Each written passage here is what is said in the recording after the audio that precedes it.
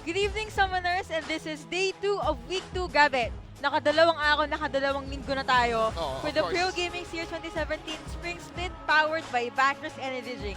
I'm Yuko and alongside me is Shingo, and wow, napaka-intense ng game 1 na yun. And what are your thoughts about that? Definitely that game 1 for our second match of tonight's episode, TNC tsaka IPT. Yung hype na nasa mga fans natin, mga viewers natin was justified by that game.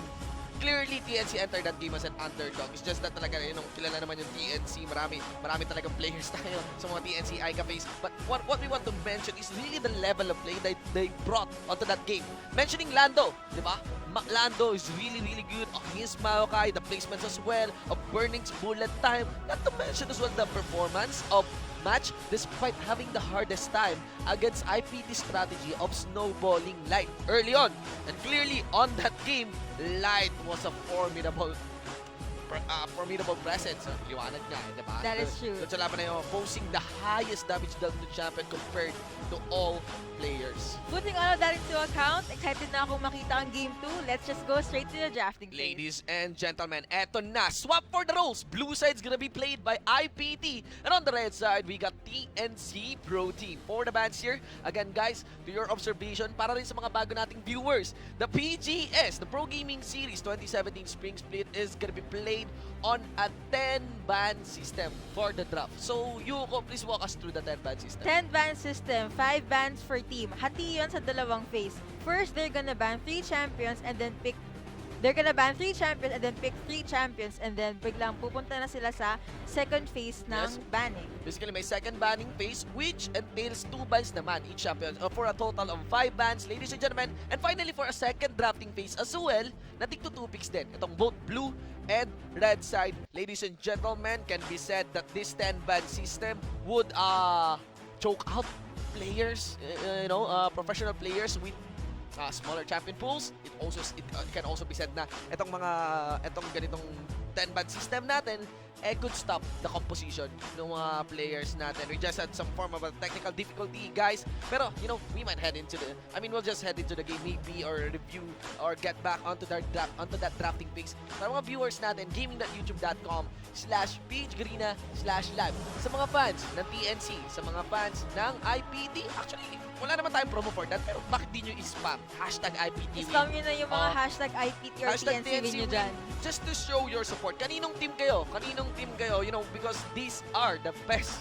I mean, alam ko yung chat natin, medyo Jeffoy Dixon yung mga nilalang, yung iba, as in, medyo gigil. Pero, it cannot be denied. These are the best League of Legends players in the country, ladies and gentlemen. And it's clear, may mga direct fans tayo ng mga players natin dito, hindi lang nung kanya-kanyang team. Sino yung mga players na gusto nyong supaypayan? Right now, guys, we are being introduced to the new bloods. Mainly from the side of TNC. Lando, okay? Lando is really good. Bagyong Lando, ika nga last week. Oo, Lando is really good. Kailangan lang talaga ng konting coordination pa with his team whenever he wants to go in, or at least naman his team that he's about to go in.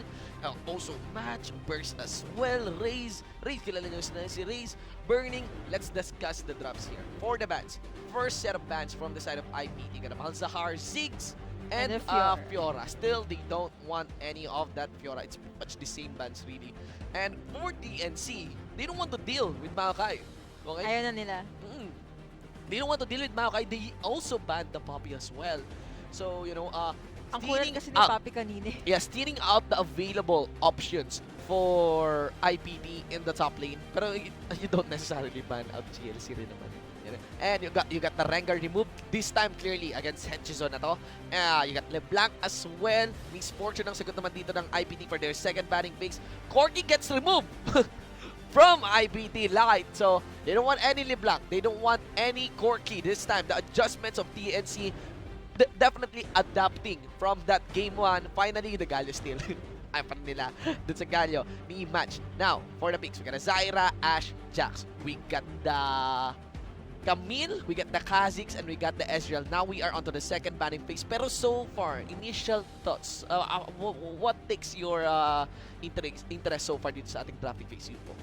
Looking sa IPT, feeling ko they're leaning more onto range given na they have an Ashe and a Zyra to support sa backline. And Ivalice just locked on a Kala and we have a Zac. But looking naman sa TNC, Karma and Ez, not weird duo. I mean, we've seen Karma and Yes. Ez on the buff for a couple of times, but I really think na magiging useful yung shield ni Karma given na pag bilang papasok si Ez regardless of the range Ez has. Yes.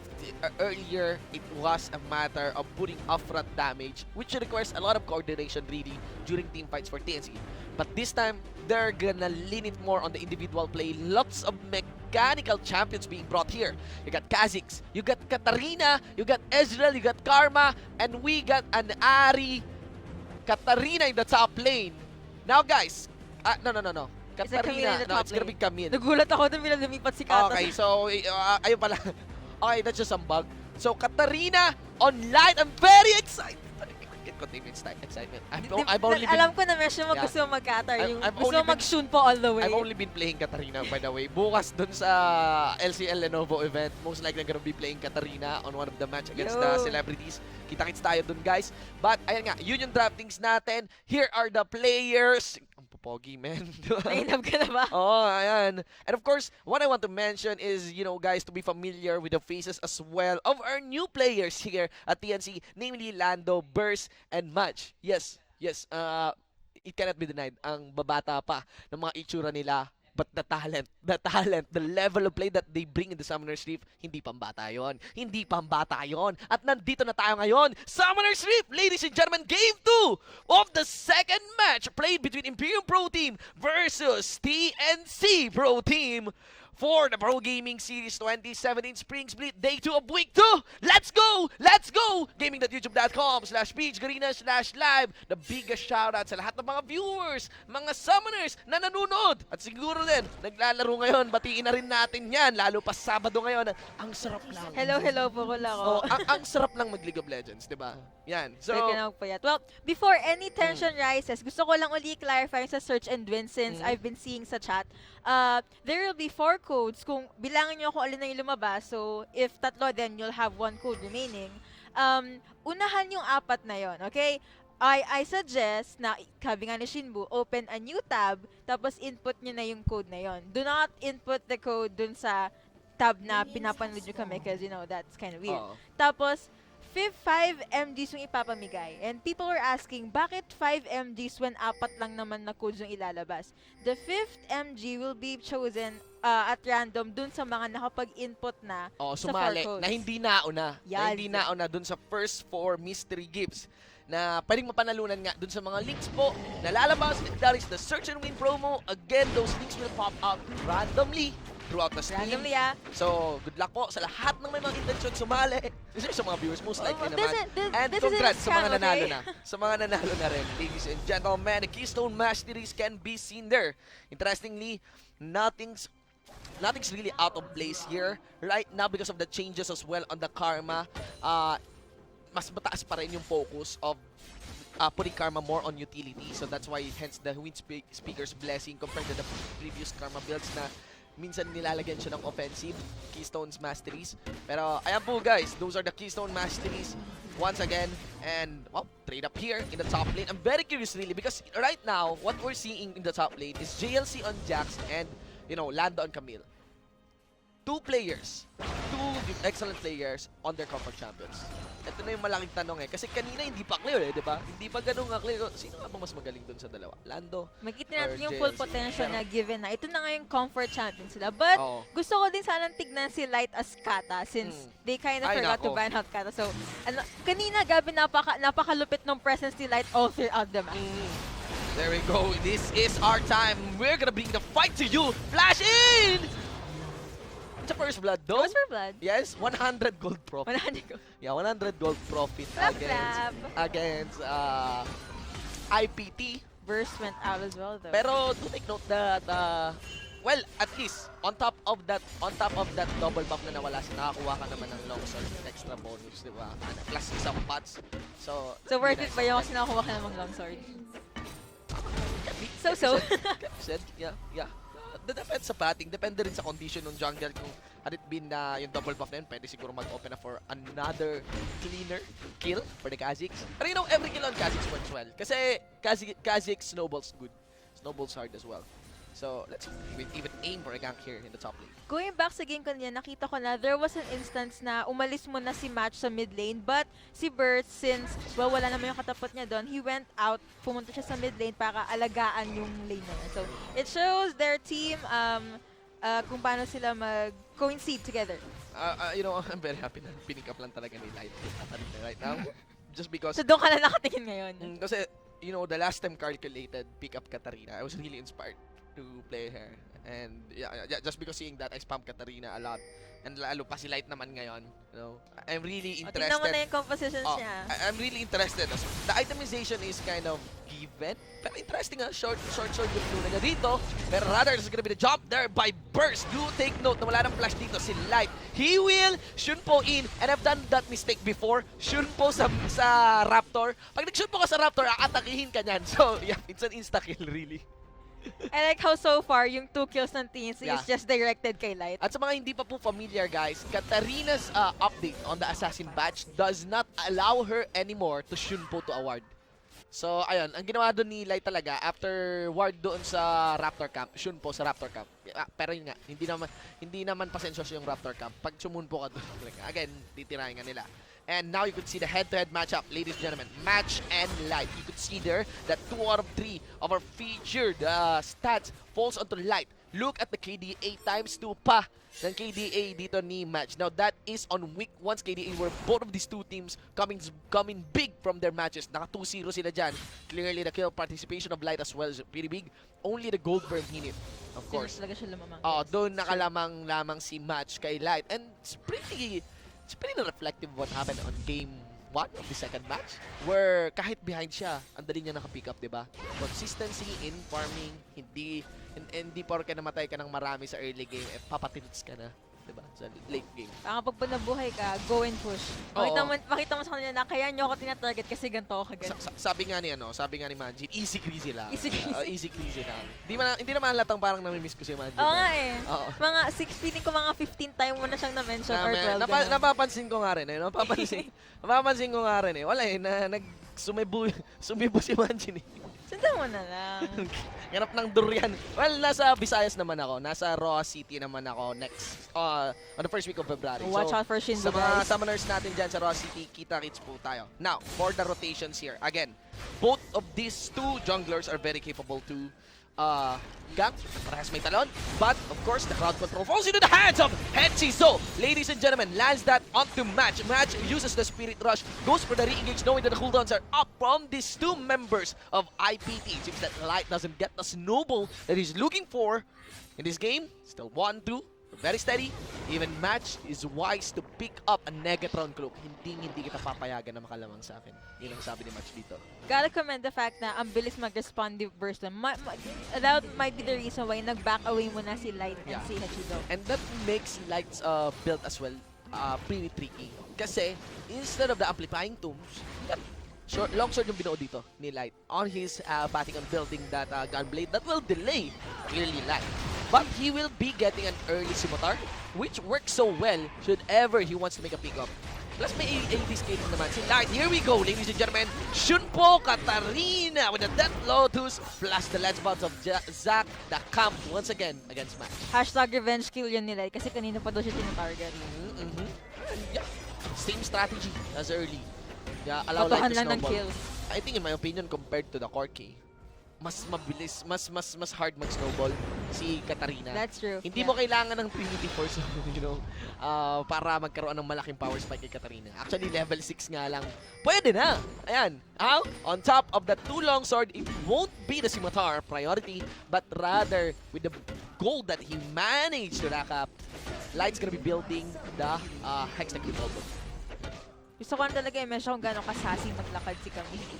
I'm sorry, that was kinda random. But anyway, going din sa bot lane, I'm actually curious kung paano ibabaksak ni Zara. So, mamaya, yung kanyang Grasping Roots, was that? Yeah, the And Grasping then, Roots. yung fast, if ever, Karma will be able to respond as fast using her shield since meron pa yung speed boost and all that, which would really help sa Ez. The crowd control here and the skills here nung champions na gamit ngayon ng bottom 2 ng IPT is very reflective of what's happening in the bottom lane. Look at the CS lead that he has compared to Raze. Now, do take note na, yes, it is an Ash. There's of course the Enchanted Crystal Arrow. There's also the Grasping Roots.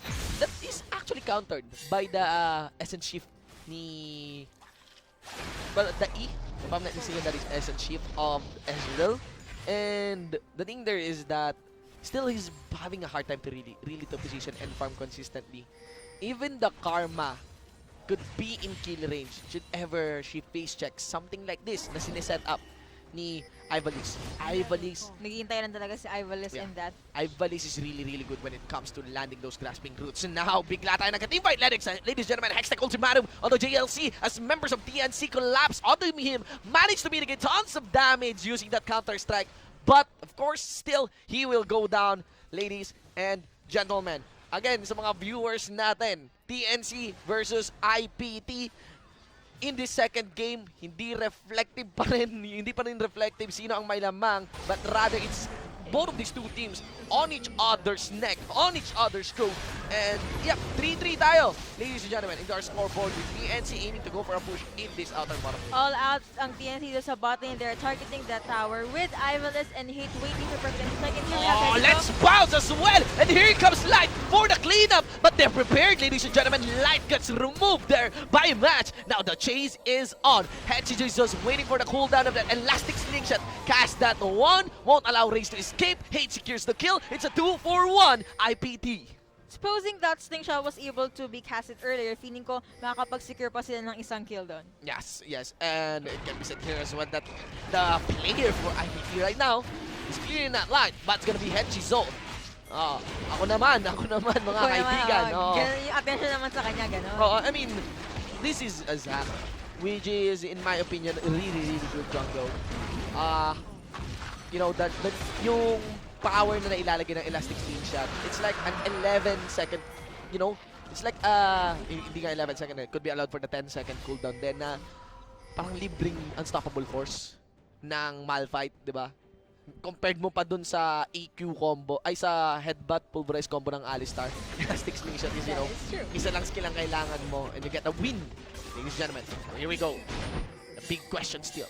Jax versus Camille, who will win? Who will win? Given na, ayun nga, these two champions are their comfort picks. Actually, curious ako gusto ko yung composition ng TNC. I'm just curious kung paano nila i-work out to given na it's still early in the game and they have Ari's Charm and then the shield from Karma. My opinion is that, kaya lang nakakalamang nga dito yung, kaya lang kayang sumabay dito ng IPT or kaya sila may lamang din is because they're still better in terms of macro rotations. Pero again, by design, mas pang skirmish oriented yung champions dito ng TNC. Like they're very mobile. Ayon. Actually natutuwa ako dito sa matchup sa top lane kasi parang 'di ba, it's a Jax. Parang if I have a real weapon, sabi ni Jax. Tapos parang si Camille naman, if I have real legs. Ganon. That is one question. Hetchij of base checking onto Burst. Puts in the jump. Procs the passive. All you need to do is secure 3. Then smite the last one. Maybe even save that one. Change focus on 2. JNC! Hextech Ultimatum gets the kill along with Lando securing Zac as well. Lando comes in big, ladies and gentlemen. It's a 2-for-0. And won't be forcing any tower push. Have you seen kanina na Lando like took 2 or 3 turret shots pero wala lang sa kanya nun. Sabay punta sa side, then nag-hook shot. Bigla na siya umalis doon. Adaptive defenses, ladies and gentlemen. Still in exchange, knowing that the jungle would be visiting them soon. The pushing power of the bottom duo of IPT connects the ultimate. Did it? Tumama yung ultimate. Pero syempre, Enchanted Crystal Arrow. The thing about Enchanted Crystal Arrow is that pag mas maikli yung range na trinavel ng Enchanted Crystal Arrow, mas maikli rin yung stun. Yan. So, right now, still, Pure Pro team with the lead. Itemization-wise, pag uwi dyan ni Light, meron na yung Hextech Revolver. Doesn't necessarily mitigate yung damage dito ni Katarina. It doesn't necessarily gets mitigated much by the Negatron Cloak. But still, I believe it's a good pick-up from Match, in my opinion. Especially that Katarina, in a sense, is like duelist AP. Ganyan. All over the map. Duelist AP na sobrang magalaw. Fort Hokage, kumbaga. Fort Hokage, that is true. Actually, kanina, I think TNC forgot na Ivalice and Hate was pushing dun sa bot lane, so they kinda let their lane down. Yes, obviously. And for this game. Again, visiting naman the itemization of the top lane. Pag all items, itong dalawa. They're actually picking up what should parang mas effective for the scenario. Pero interestingly, because of the lead that she has, Lando is, has a better pathing in a sense that he's closer to his one major core item, which is Trinity Force on top of the Tiamat. On top of the Tiamat. So Mamaya that's gonna be... papakausin ng Rocket si Lando. Oo. Lalo, the big question really is, yes, it's gonna be a big problem for the backline of IPT. Lalo pa may pagka-immobile to. Zyra and Ash. You could even bait out the ultimate of the Zyra, and that's gonna be a lot of damage being removed potentially from the bottom duo of IPT. And nice bait there by Burning against JLC. Medyo pilit, no? Yeah, yung medyo nag-overextend si JLC in my opinion. Tiyatamaan na siya ng turret eh. Mukhang hindi nga medyo pilit. Kaya so pilit pala talaga. Okay. Pilit nga eh. Kasi, like, that's a 2v1. And I think it's because it's too late even to escape Ezreal. That might take maybe. And just, bring one down to hell as well. Good sa bottom lane. Now, initiate here. Hextech Osimano but gets the knockup from the last bounce of the Zac. Didn't connect the Strangle Thorns, but the arrow will. Match is in range. Gets the slow from Hate. Here comes Light. Gets the mobility that he needs. Flashes in and also gets the resets of the Shunfu. Final target would receive the Death Lotus. Shunfu out. And you can see the initiating, the chasing power of the Katarina. IPT is gonna remove an inner chappling turret. Gotta give that effort to Hate kasi ang ganda nung after his ult bila nag-follow up and got the kill and even burned a flash from Burst. So, nicely done by IPT. I'd say commendable performance as well from Hate. It's just, could be done better, pero, hindi naman ganun ka mareklamo kasi okay na yun, kill naman. Okay na yun, Kay. Sana sinave yung Let's Bounce or pinosisyon yung Let's Bounce in a sense na hindi lalagpas sa Strangle Thorns yung natirang members doon ng TNC Pro Team. Ayun lang. Pero Yun yung mga advice mo. Baka hindi na kailangan ni Hechi, baka hindi na kailangan pa ni Light dumating doon kung ganun yung nangyari doon sa Let's Bounce. Okay? So, still, with that, it's a big win there by IPT. It would be I think it's a punishing win against TNC Pro Team. If you look into the itemizations, really, Essence Reaver completed as well. And this Jax completed the Blade of the Ruin King. Lando clearly is misplaced here. Gets the true damage. He's willing to trade up. Willing to trade up with JLC. JLC though, ang natalo niya pa ay si Burst. You have to respect really JLC on this Jax. That 2v1 na yun, but he managed to kill isa muna bago siya mapatay. Gets added survivability as well in the form of health mula doon sa Phage. Match, picks after picks. IPT is fully utilizing the momentum that they have. They have now a 6K gold lead in terms of momentum. Hindi sila nag-hold back kasi push kung push, poke kung poke, magtitake down kami ng kasi kumang madaming turret sa gusto namin. Kuha lang ng kuha, ladies and gentlemen. If we take one champion, doesn't necessarily mean that we'll stop. We're even gonna take an Ocean Drake. Ladies and gentlemen, but this will look really nice on top of the Mountain Drake. I'm not so sure how will this synergize though. Random naman ang Dragon eh. Doesn't necessarily mean na may synergy talaga yan, yung combo na yan. Because right now, hindi CG yung composition dito ng IPT. Most of the time, they would want to dive in with always, and to be effective, would always want to be on combat status. So, hindi ganon ka-contributory yung Ocean Drake. Talaga, ideally, Infernal Drake. I gotta commend yung kay Raze at kay Burning na hindi lang sila nag-stay sa bot lane. Kanina, game kanina, nasa top lane sila nililipat sa jungle. But nakita natin kanina, from the bot lane, nandun sila sa mid. So they're really, I think they're trying to get more vision dun sa map. Yes. And that's really intuitive na kumuha sila ng maraming vision kasi clearly right now, IPT is doing their fair share of vision control against TNC. Here comes Lando. Will there be a Hextech ultimatum? Yes, it will, as Hate will just be punished. Gets removed. Burning secures that one. Onto IPT Ival's Gloom. Ladies and gentlemen, 2 big gun. Hechizo is that the best target. Light is just putting up timing. Let's bounce. No, it is an elastic slingshot. This is 5 members for the chase.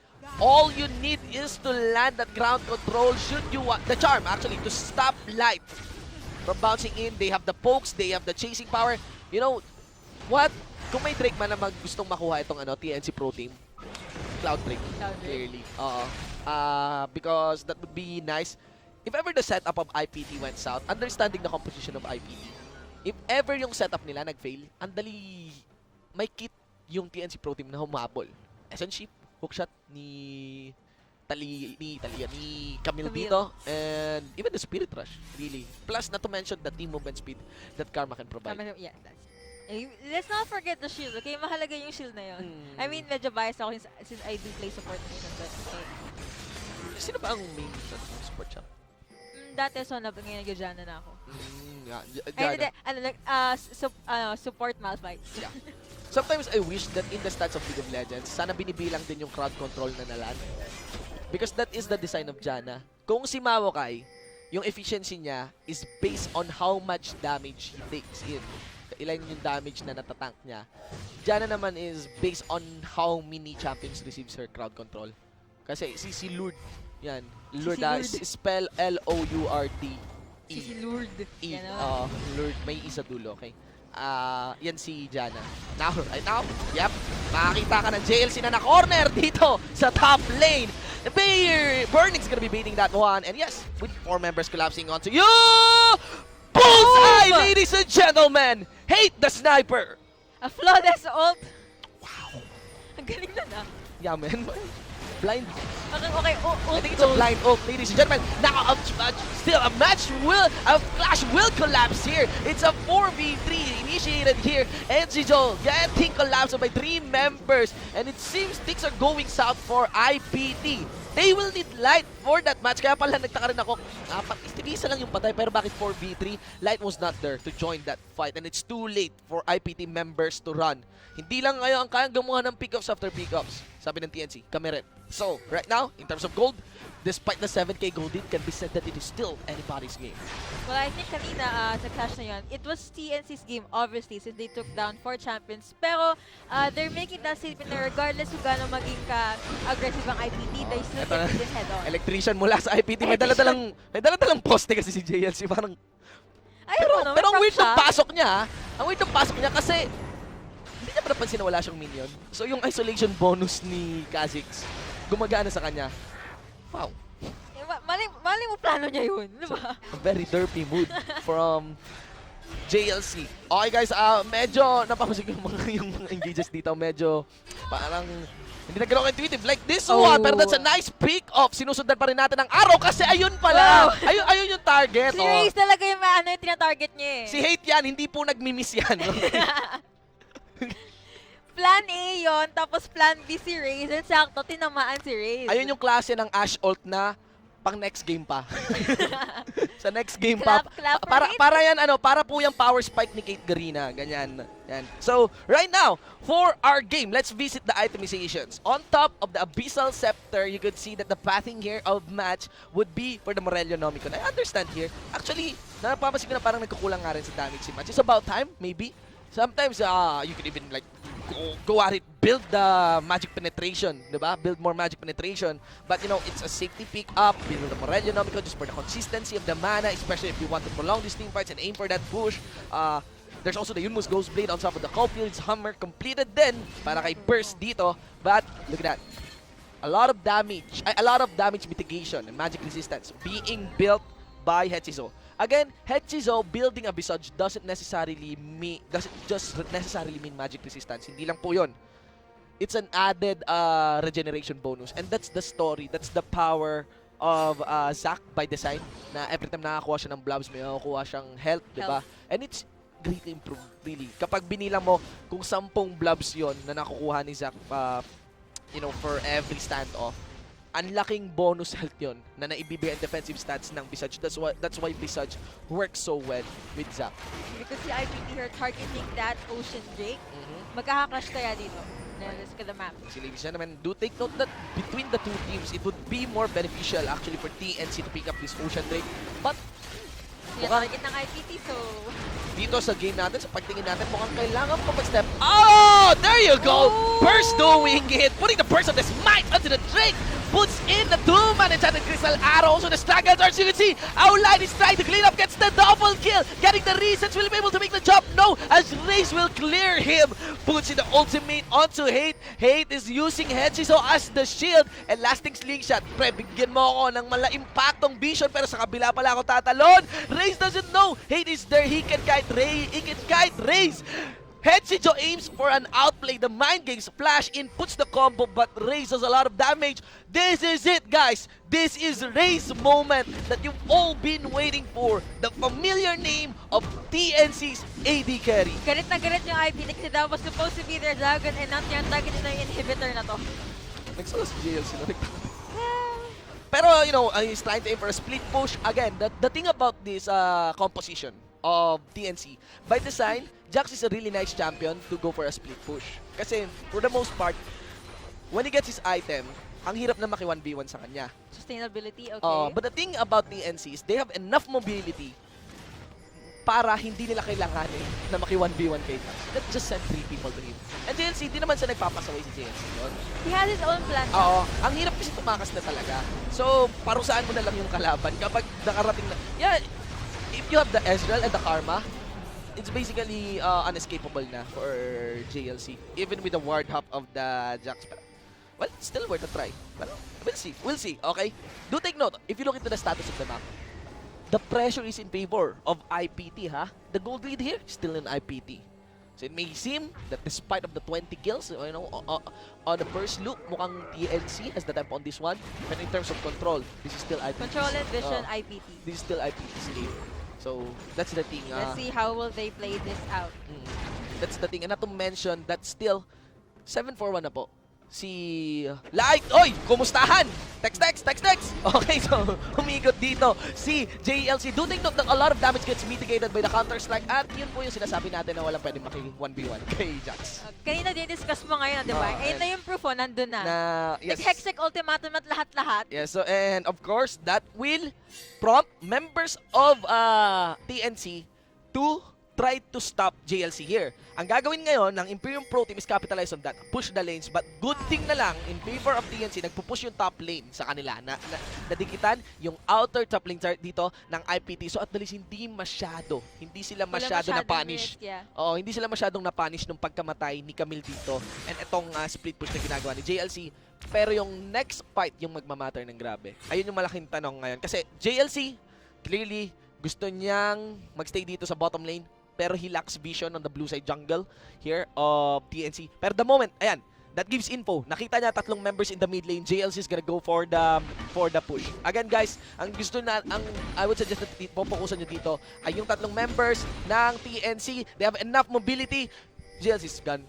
Fate is sealed. Ito yung malaking tanong. Sino ang dadalahin ni JLC sa impyerno? Ayan, tingnan natin, okay? Kasi right now, kasi sure na mamamatay si JLC dito unless we have that legendary JLC moment that he's gonna survive. Pero ayan po mga kaibigan, and let's see what is IPT going to do on top of that. Sacrificing JLC, they managed to gain distance in the top lane side. Pero walang objective. Ayun yung malaking problema ngayon para sa IPT. At least siguro, every time na nag-split push si JLC, at least gain vision na lang. Siya yung nagbe-bait actually. Oo. Put all the attention sa kanya habang yung iba niyang teammates nag-push na po sa iba't ibang lanes.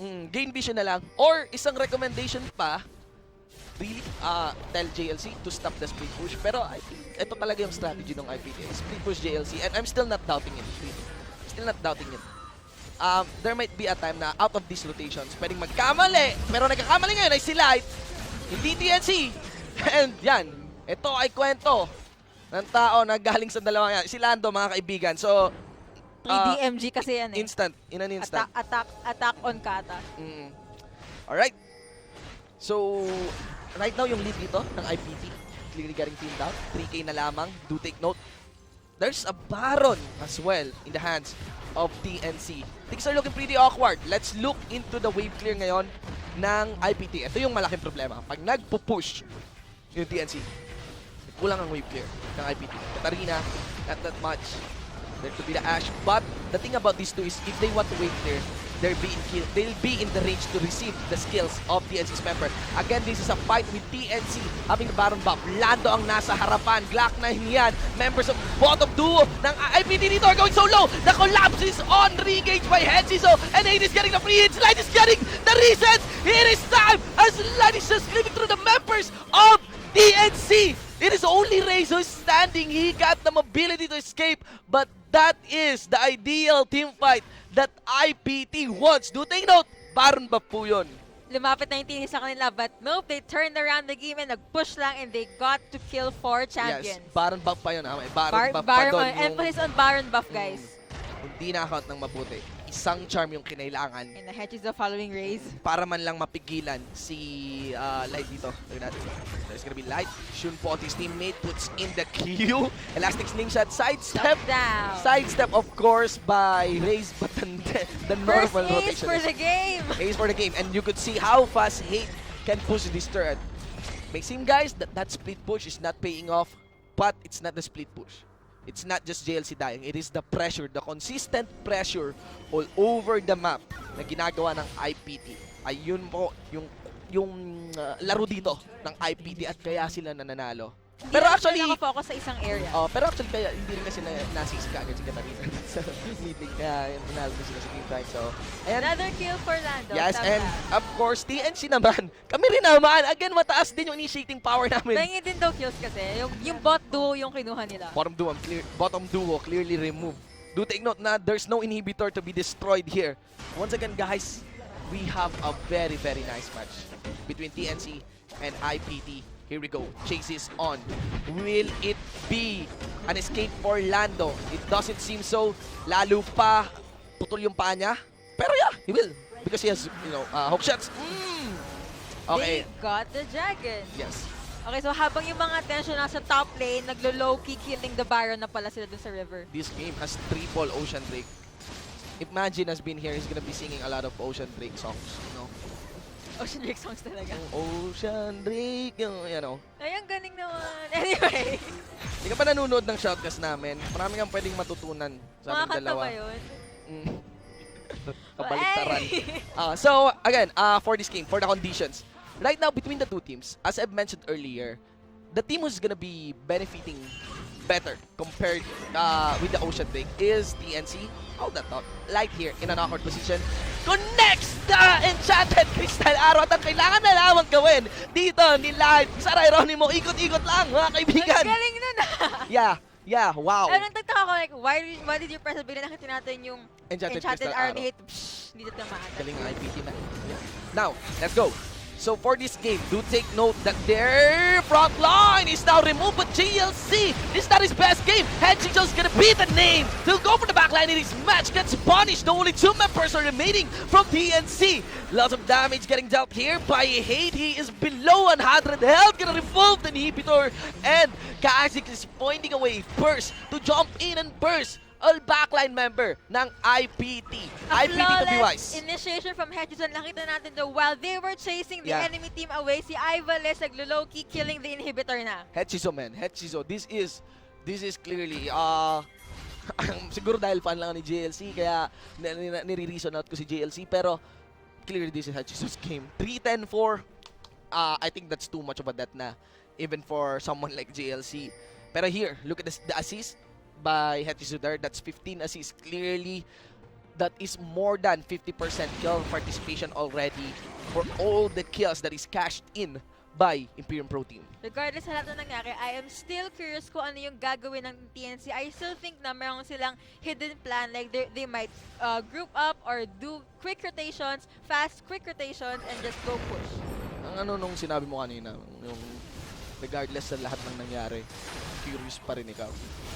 Para siyang line ng isang wala pang closure na isang other half ng isang So relationship. closure Oh, ganun. parang gano'n na regardless kahit ano nangyari. Kasi I'm still Curious kasi pa rin ako. May Ari, tapos may akong pang Ed.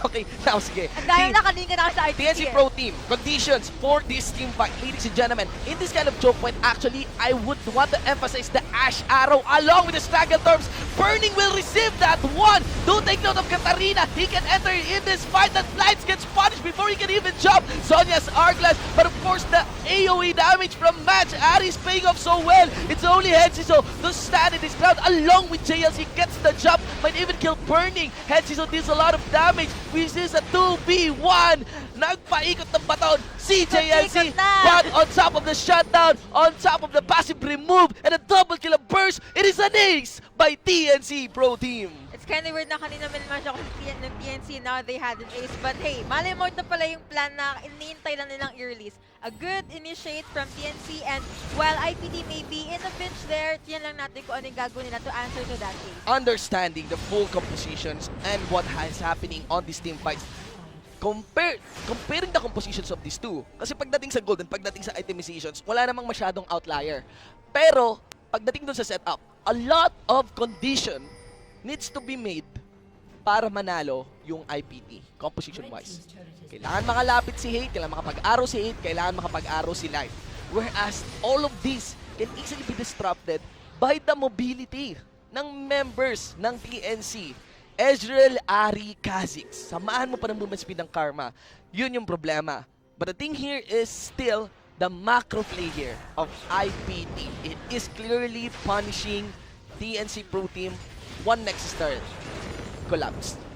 Actually, we do know na IPT does love team fights. So, hintayin na natin kung ano yung kaya nilang gawin with that. Since, pag sila na grupo-grupo, gabi yung pressure na sinasampal nila sa TNC. Yes, and to take note, kanina dun sa Baron fight na yon, ang nagparasa ng Baron ay TNC. Pero, yun, parang in a way, by the book, sila yung nasa awkward position eh. Especially if they can be zoned out by the Azira. What I could imagine is actually like focus on some crucial target in the backline using the Ash Arrow and start from there. Looking sa maps of what we could see Lando alone pushing that turret. Siyempre, malungkot yan si Lando yan eh. Kapag sa mga Na maalam si Elsa. Diba? But of course, he can teleport anytime, and there we go. You can see there that JLC would be teleporting as well. Maybe we are in for the final team fight, ladies and gentlemen. Enchanted Crystal Arrow onto Burst. Is that the first target?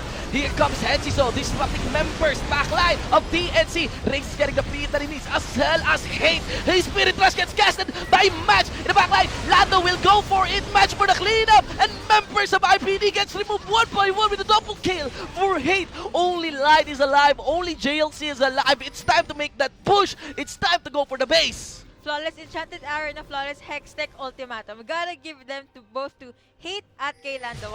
Naubos ako na hininga dun sa ano na yun, sa clash na yun. Oo, man. Pag etong dalawang team naglaban, sabugan All talaga. out. Oo, all out talaga. Unlucky kasi nung reliance ng success ng team fight. Not by by composition, pero it requires a lot of movement during those team fights. Again, sabi nga natin, mataas yung condition na kailangan ng IPT para maging successful yung composition nila pagdating sa team fight. It requires something like this. In a choke position, yung TNC. But the thing about TNC, napaka-mobile nila. But right now, let's see, JLC would still want to go for it. Light is still there. Will he really aim for it? He got the Guardian Angel. For the perfect time to strike. And yeah, they will force it. TNC managed to bag in the Baron. The big question is, how much can they take? From here? What will IPT do to counter that? Since meron na naman silang Baron buff. Kanina though, natalo nila yung TNC, but this is the second time around kung ano kaya yung lalabas naman din.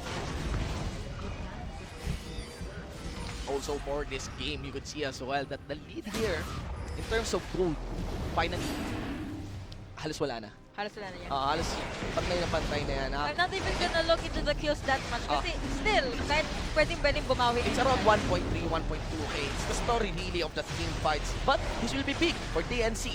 A very, very big combat stats to take. Especially Infernal Drake will improve those double Ocean Drake na meron. Para nga dito sa TNC, there we go, ladies and gentlemen. Para siyang icon ng Pokemon yun sa overlays natin. Pero, get scouted, of course, by the All Ash these Ultimate. buffs, let's just push on the base. The big question, can they really push it?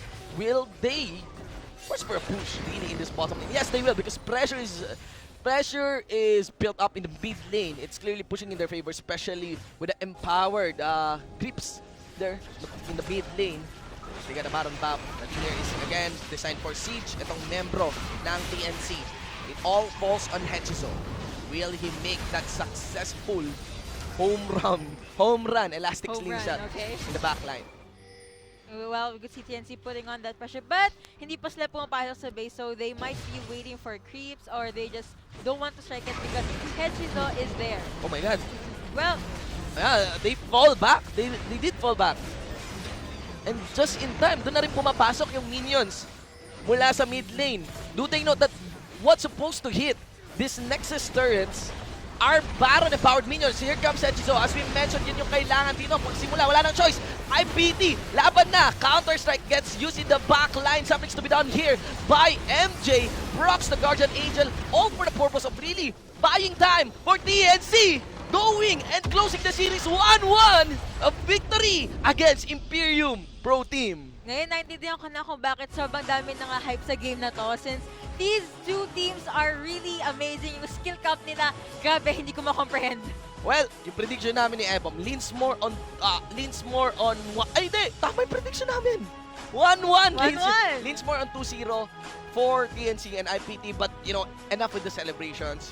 Enough with the celebrations sa predictions. Let's get into that game. Let's understand that game. So, for your thoughts, ano yung nagpapanalo ng TNC? Well, it would have to be yung pag-grupo-grupo silang pupush. Mhm. Though Hechizo does do a good thing sa pag-initiate, but TNC just seems like na-predict na nila yon. And Yes. they had vision sa latter part ng game, which is really useful. I'm very curious really about the top lane naman ni JLC. Might be better. Because, yes, there is the strategy, the initial strategy of IPT to go for the split push because they trust themselves that they can rotate better, you know, rotate better on the map compared to TNC. But that is maybe based on game 1 nung meron silang Cloud Drake. Ngayon kasi wala silang Cloud Drake. Wala. But, ayun nga, let's just do a quick mention dun sa scoreboard natin. You could see that Light did a good job as well on this Katarina. That's how Katarina should be played. You know, get more kills, have a very low death. But you can see this is one of the rare occasions that I see JLC with a 2-digit death. You know, Powers player pa rin siya. But for that game, aside from MJ, we should also want to mention Match. Wow, that damage dealt. The thing about Match compared to Light's Katarina is that it doesn't require a lot to deal damage using Ari on the team fight, right? All you need is to just spirit rush in at may assurance ka na may tatamaan yung mga Foxfire mo na available, yung mga lumulutang. Nagamit yun ni Match his advantage. Compared to Katarina has a nice scaling on his passive. Yung passive niya is on the condition na mapipick up mo yung dagger. Kaya naman lang yung tanong pa kung malakas nga ba si Katarina or not. In my opinion, it still is. Yeah, it's just that the totality ng composition dito. Again, going back doon sa plano ng IPT, they're aiming for send JLC to split push and you know, they trust themselves, they can like rotate in the map better. Like, kahit mapatay nila si JLC, we can do something better. Pero that's not the case. It seems like JLC is dying too early for them to take something for their team.